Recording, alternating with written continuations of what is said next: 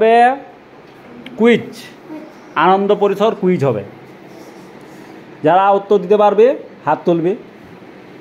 একটা প্রশ্নের 4টি উত্তর হবে, যেটা সঠিক উত্তর সেটা দিতে হবে। ঠিক আছে, তাহলে প্রথম প্রশ্ন করছি।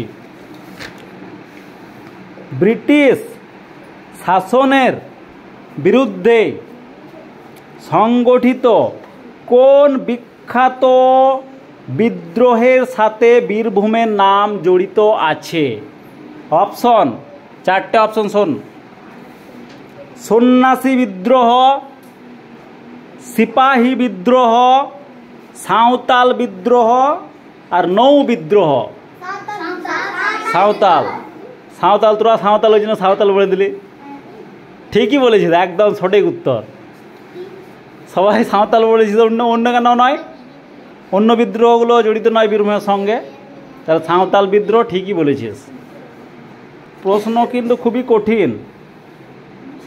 এই বিদ্রোহটা হয়েছিল 1855 খ্রিস্টাব্দে।